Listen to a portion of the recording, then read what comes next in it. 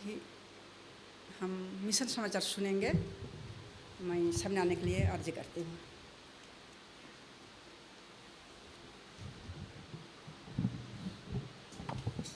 Good morning और happy साबत सबों को वेलकम करते हैं साबत स्कूल, आज के साबत स्कूल में और मिशन कहानी सुनने के लिए। दक्षिण अमेरिका विभाग से आज का भी मिशन कहानी है और हम ब्राज़ील से कहानियाँ सुन रहे हैं। मैं कहानी में जाने से पहले ब्राज़ील के बारे कुछ बताना चाहता हूँ। दक्षिण अमेरिका में का सबसे बड़ा देश है ये ब्राज़ील, और दुनिया का दूसरा सबसे बड़ा।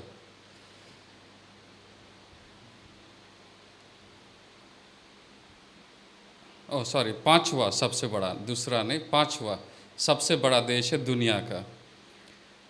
और ये लगभग सारे दक्षिण अमेरिका के लगभग हर देश से जुड़ा है, सिर्फ दो देश छोड़ करके, चिली और इक्वाडोर, उसे छोड़ करके उसका बॉर्डर दक्षिण अमेरिका के हर एक देश से है।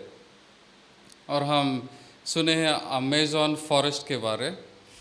अमेज़न अभी तो ये शॉपिंग ये वाला है जो अमेरिका का ही है, लेकिन दक्षिण जो ये ब्राज़ील है उससे 60% जो अमेज़न फॉरेस्ट है या अमेज़न रिवर वो वहाँ से पार होता है। और अमेज़न रिवर दुनिया का दूसरा सबसे लंबा नदी है। सबसे पहला कौन सा है? नाइल रिवर, नील नदी। और इसका राजधानी ब्रासिलिया है, ब्राज़ील का, और ज़्यादातर वहाँ पोर्चुगीज़ भाषा बोला जाता है। और अगर धर्म के बारे हम लोग देखें तो ज़्यादातर यहाँ पे जनसंख्या ईसाइयों का है, अधिकांश इसमें। और दुनिया में कैथोलिक आबादी की सबसे बड़ी संख्या ब्राज़ील में ही निवास करती है।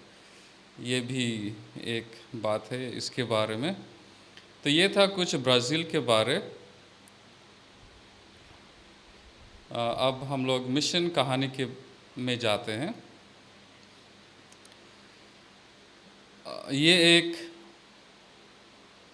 उस समय की बात है जब कोविड का जो रेस्ट्रिक्शंस था वो उठ जा रहा था। और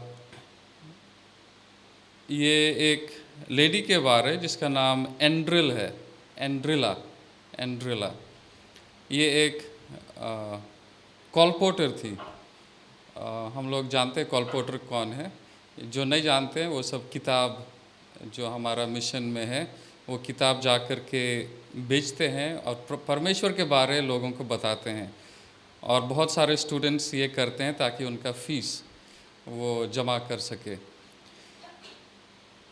तो जब वो जा रही थी ये किताब बेचने के लिए कॉलपोर्टर, तो वो एक घर देखती है, बहुत आलीशान बड़ा घर।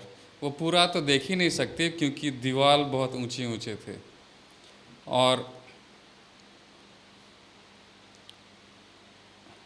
जैसे मैंने कहा कि जब कोविड प्रतिबंधों में ढील दिया जाने लगा, उस दौरान एंड्रिल ईसाई किताबें बेचने के लिए घर घर जा रही थी।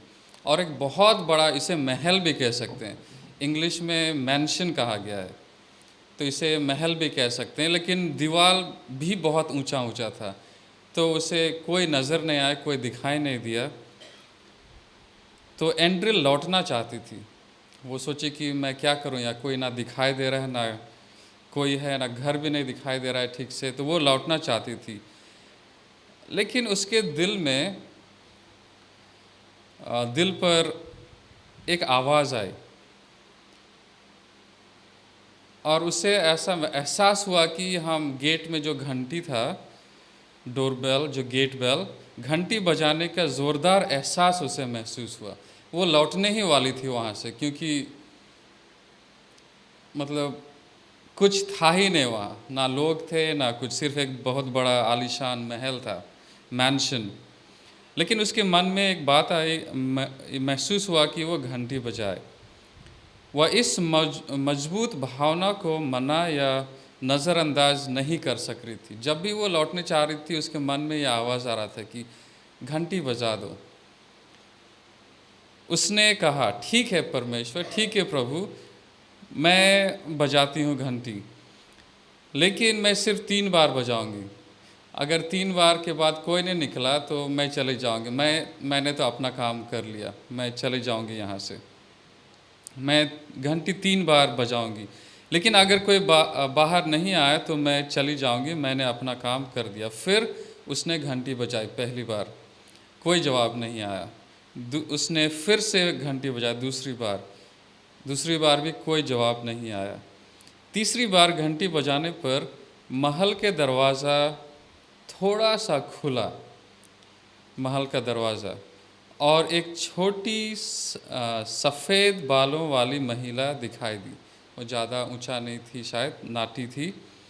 एंड्रिल ने महिला को पास आने के लिए इशारा ऐसा किया, गेट के बाहर से ही। उसे यकीन था कि महिला उसे घर के अंदर नहीं जाने देगी, क्योंकि अभी अभी कोविड चल रहा है, ख़त्म हुआ है। कोविड होने के डर से कोई भी अपने घरों में मेहमान नहीं चाहता था। महिला ने फाटक से एंड्रिल को देर तक देखा, दूर से। फिर उसने हाथ हिलाया और फाटक खोल दिया। उसने कहा, कृपया अंदर आ जाइए। उसने कोई सवाल नहीं पूछा। तो एंड्रिला ने कहा, यह तो बहुत सरल था, बहुत आसान। उसने कोई सवाल नहीं पूछा। एंड्रिल महल में घुस गई और उसे पता चला कि महिला का नाम हैडी था। महिला का नाम हैडी। वह एक रिटायर्ड टीचर थी और उसका पति एक धनी ज़मींदार था, बहुत धनी ज़मींदार, जिसके पास शहर के आसपास कई संपत्तियां थे। एंड्रिल ने अपना परिचय दिया और बताया कि वह किताबें बेच रही थी। हैडी की दिलचस्पी देखकर उसने शुरुआत से लेकर अंत तक मुक्ति की कहानी सुनाई, द स्टोरी ऑफ साल्वेशन। शुरू से लेकर के अंत तक उन्होंने कहानी सुनाई। उसने कहा, पाप के दुनिया में आने के बाद मसीह देह बन गया और हमारे बीच रहा। वह सारी बुराई के बीच रहने के लिए एक इंसान के रूप में आया। उसने जो किया वह हमें अनंत जीवन का अधिकार देता है। जल्द ही वह हमें ऊपर उठाने के लिए बादलों में आएगा और हमें स्वर्ग ले जाएगा, जहाँ कोई दर्द और दुख नहीं और मृत्यु नहीं होगी। मैं सचमुच मसीह के साथ रहना चाहती हूँ, एंड्रिला ने कहा। और उसने ये भी कहा कि मैं आपको भी चाहती हूँ, मैं चाहती हूँ कि आप भी मसीह के साथ रहें, हमारे साथ। फिर उसके बाद हैडी रोने लगी। उसके पास सुनाने के लिए अपनी खुद की एक कहानी थी। उसने कहा, जब आपने घंटी बजाई तो मैं आपको अंदर नहीं आने देना चाहती थी, लेकिन जब मैंने दरवाजे से बाहर देखा तो मैंने आपके चारों ओर एक रोशनी चमकते हुए देखा। आपके चारों ओर एक रोशनी चमकते देखा और एक आवाज़ ने कहा, उसे घर में आने दो। मैं कभी भी अजनबियों को घर में नहीं आने देती, मैं कभी फाटक नहीं खोलती, लेकिन उस रोशनी और आवाज़ के कारण मैंने आपको अंदर आने दिया। हैडी ने बिना किसी आशा के एक कठिन जीवन के बारे में बात की। वो अपना कहानी बताया, अपने जीवन की कहानी। अपनी दौलत, उनके पास दौलत संपत्ति तो बहुत था, अपनी दौलत के बावजूद उसमें प्रेम, शांति और आनंद की कमी थी। उसने कहा कि उसने 4 बार आत्महत्या करने की कोशिश की थी, लेकिन हर बार उसके बेटे ने उसे रोक लिया या बचा लिया। तब एंड्रिल को कोई संदेह नहीं रहा कि परमेश्वर ही था जिन्होंने उसे कहा कि तुम गेट का घंटी बजाओ। लेकिन एंड्रिल ही कहे कि मैं सिर्फ 3 बार बजाऊंगी और तीसरा बार अगर कोई नहीं खोलेगा तो मैं चले आऊँगी। लेकिन अभी एंड्रिल को यह एहसास हुआ कि वो परमेश्वर ही था। उसने हैडी से कहा, यह परमेश्वर ही था जिसने मुझे यहाँ भेजा। वह चाहता था कि मैं आपको उद्धार के उदाहरण के बारे में बताऊं ताकि आपको एक बार फिर आशा मिल सके। उस दिन से दोनों महिलाएं अच्छी दोस्त बन गईं।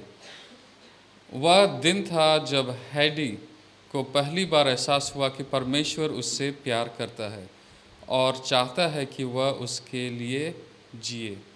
प्रार्थना करें कि ब्राज़ील में कई लोग इस तिमाही के 13वें सब्बत के भेंट 13 साबत ऑफरिंग, जिसे क्वार्टरली मिशन प्रोजेक्ट ऑफरिंग भी कहा जाता है, के नाम से भी जाना जाता है, की मदद से यीशु के जल्द आने के लिए तैयार करने की इच्छा रखेंगे।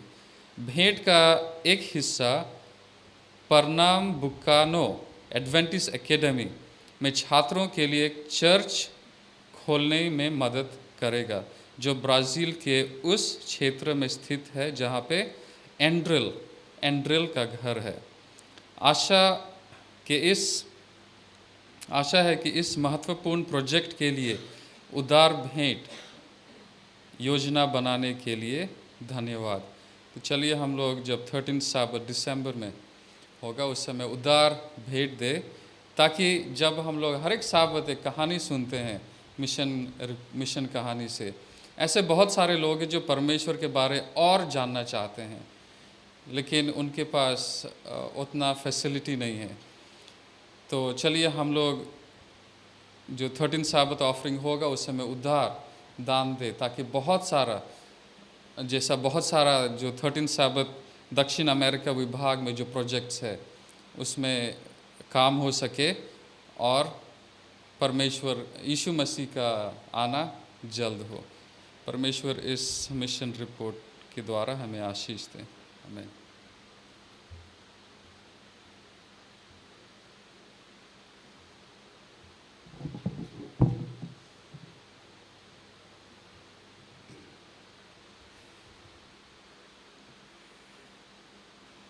धन्यवाद मिशन स्टोरी के लिए।